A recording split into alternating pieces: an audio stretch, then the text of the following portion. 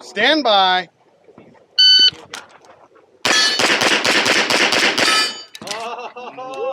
There we go. Welcome to the Road to Nationals. I'm Shot Placement, Masterclass USPSA shooter. This is the first of the series on the road to USPSA Race Gun Nationals coming up in October. Today it is August 7th, 2025, so we are about 11 weeks out from the National Championship. In this series, I'm going to take you through my daily training, which will include dry fire, live fire practice, club matches, as well as practice matches that some of my friends might be putting on. I will also take you through my weekly fitness regimen and the things that I do to stay in shape and prepare for nationals. Throughout the series, I'll also have the occasional monologue about shooting, fitness, competition, really whatever might be going on in the sport on that particular time. We might also do some product reviews and talk about some gear that I find interesting or that has helped me particularly compete in the sport. That said, I'm really just trying to make each episode really interesting. So thank you so much for being here. If you like USPSA fitness competition, I hope that you will like, comment, and subscribe. It really helps the channel and helps us reach more viewers just like you. So let's go ahead and get into it. So first, what should we start with? How about our goals? So my goals for this year's Race Gun Nationals, it was kind of tricky to figure out what I wanted to achieve this year, given my history, and we'll talk about that in upcoming episodes. But my goals for this year is to win Masterclass in limited optics and or make it into the top 15. With how I've been shooting recently, it's entirely possible that I make Grandmaster before October. This year's Nationals is absolutely packed with some really spicy limited optic shooters. So if I do make GM before October, I'll be competing up against some world-class talent. Either way, if I perform at my best, I'm confident that I can break into the top 15. That being said, I'm really not spending a whole lot of time thinking about my placement in the match, and rather I'm really just focusing on the process that I'm implementing to prepare for the Nationals.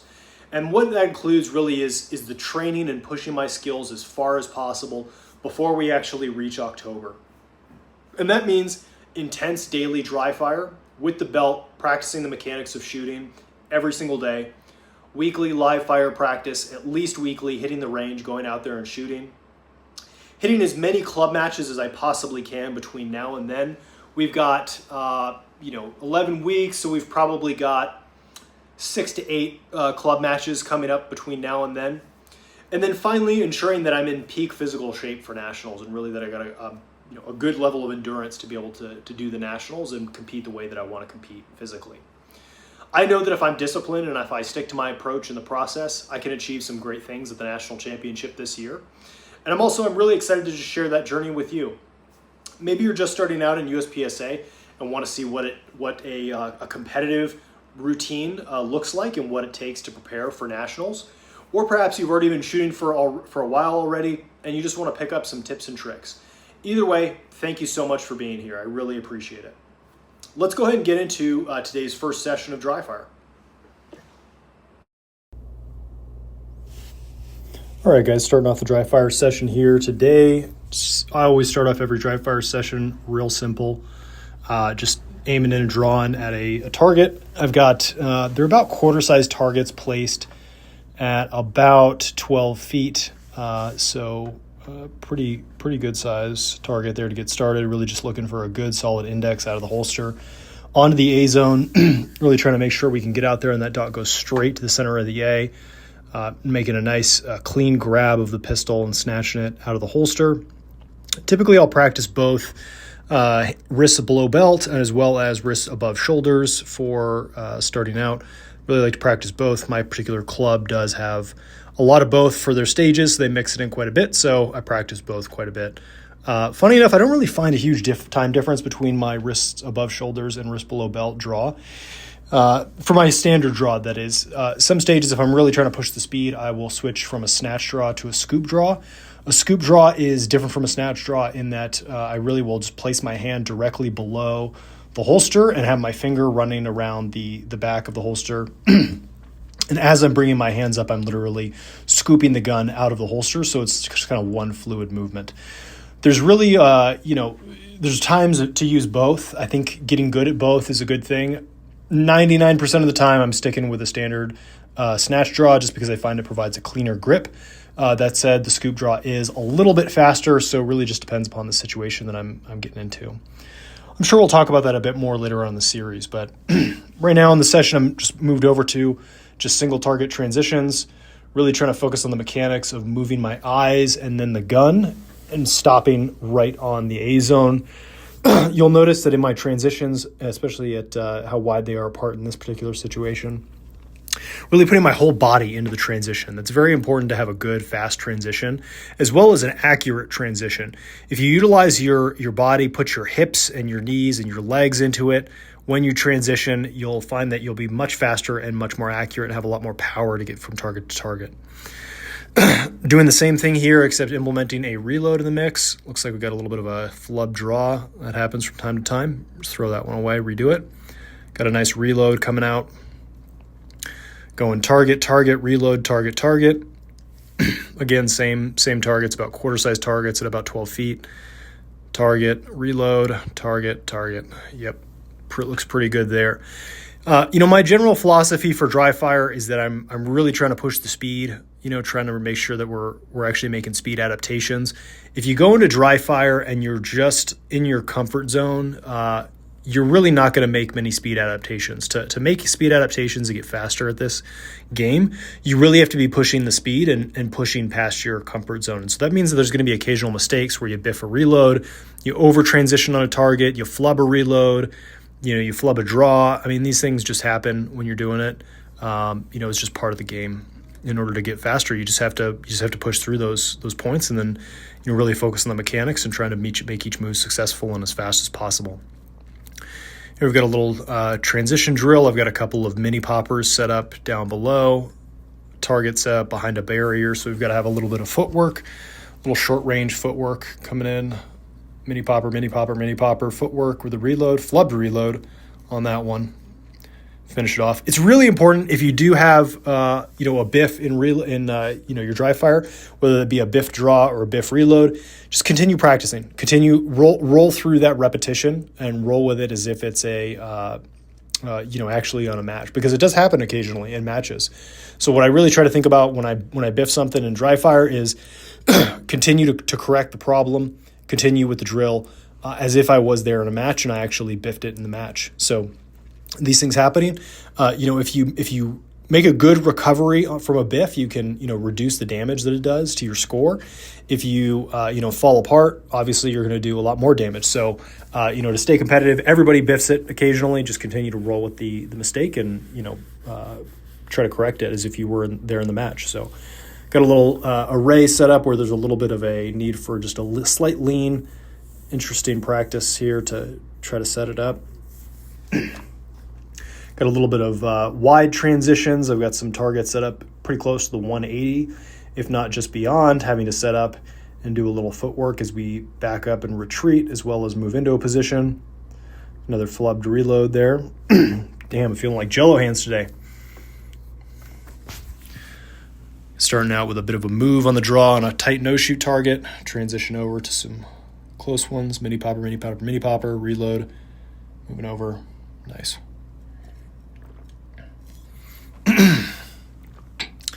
This month I'm really shooting for probably about minimum of 15 minutes of dry fire per day. I think that's a really good, comfortable goal with, my particular lifestyle.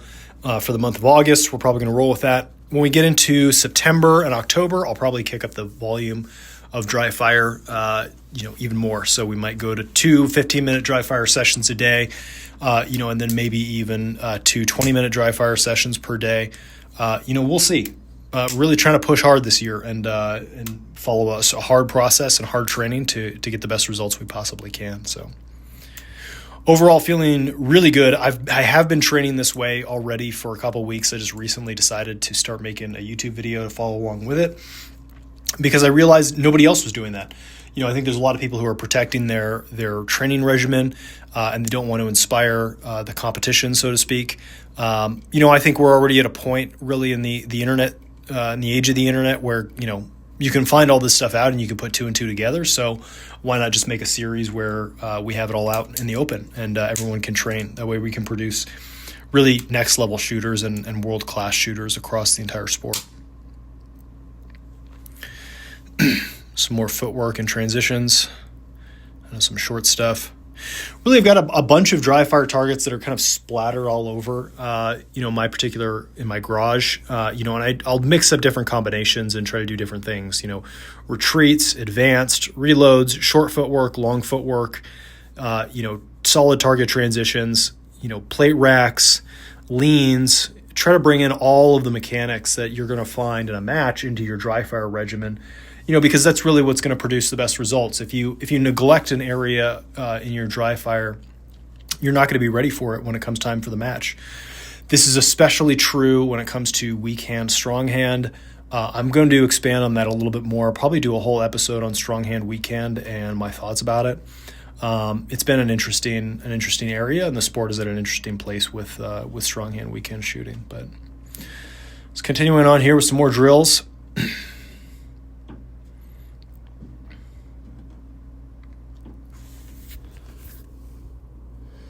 Today was a rest day from the gym, so no running, no weightlifting, which really helps me, I find, get more power out of my dry fire.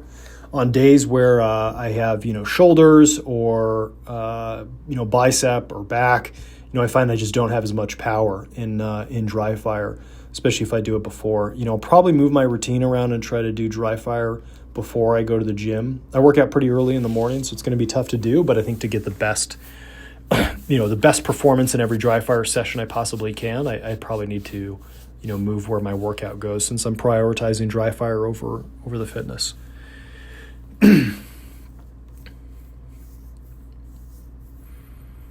Got some more advances here. 2 small targets, moving over, reload, step over to some other couple targets.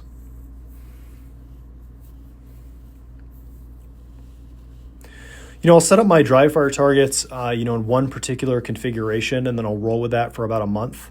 I'm probably coming up close to the time where I need to do a reswizzle, and reconfigure. I am shooting on the metric targets, which are the standard humanoid targets in USPSA.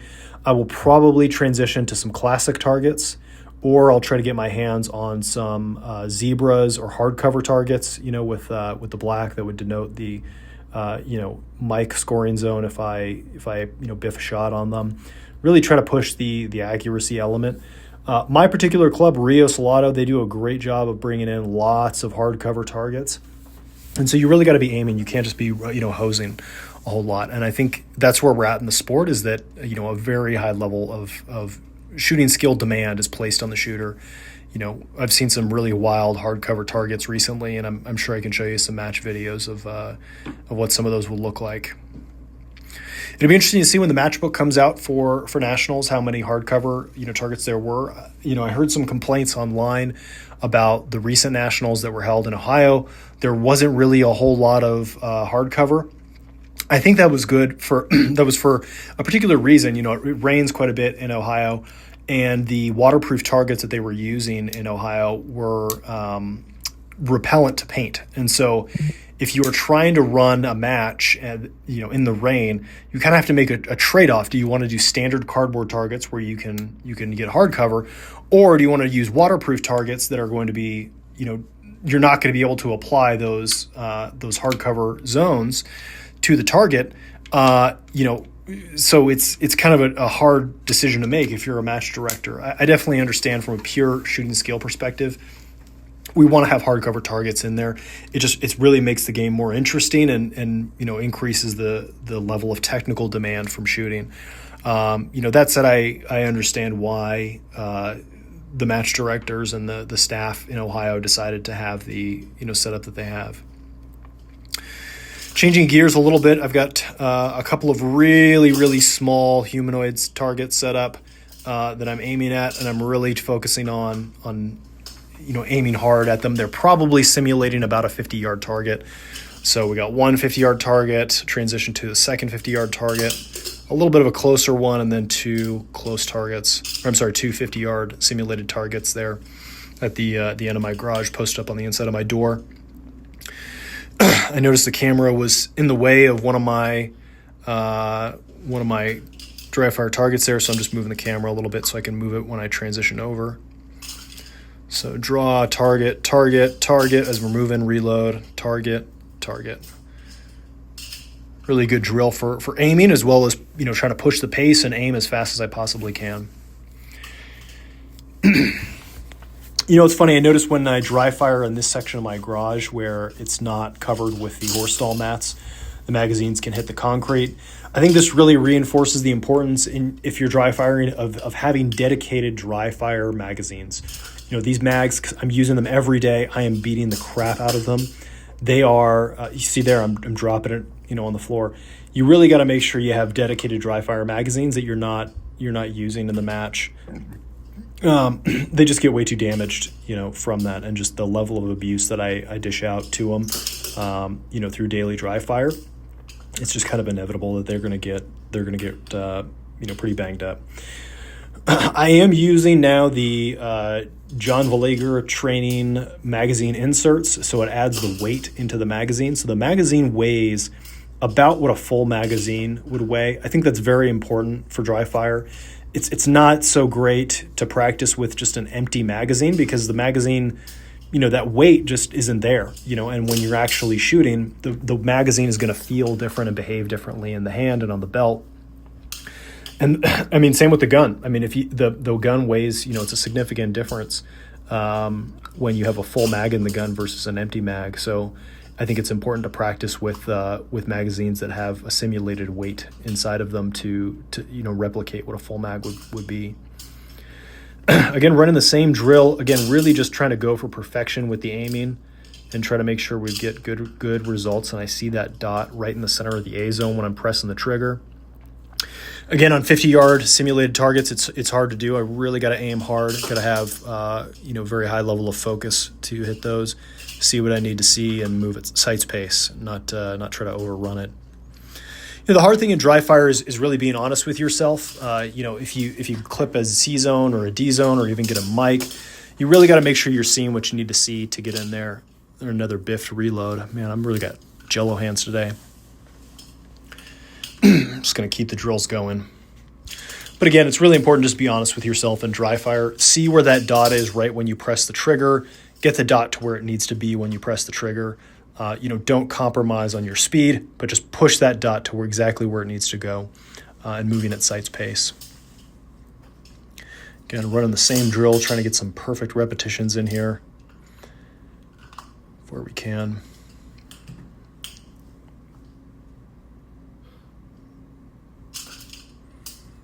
Good surrender start, good movement, good reload there. Nice transitions. We got the full body in the transition, which again is very important for good transitions, good mechanics.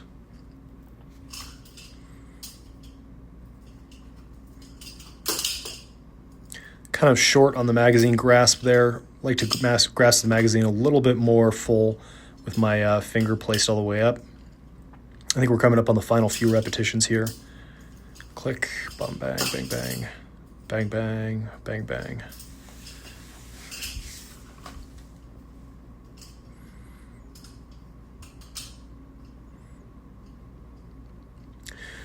Looking pretty good, though. Feeling great today. Again, if there's a rest day from the gym, really helps me get some more power into my dry fire and be more vigorous. At the end of your dry fire session, you should be breathing heavy. You should be, sweating a little bit. It's important to push it when you're in dry fire. Again, otherwise you're just not going to make speed adaptations. I just don't know what to tell you. That you got to put in the work to get the results. So that's going to be the end of episode 1 of the Road to Nationals. Again, I really appreciate you, joining and coming along with me in this journey. I'm really excited to share it with y'all and put a series out. Hopefully it'll be entertaining. We've got lots of stuff to cover, lots of content. So again, thank you very much. Please comment, like, and subscribe.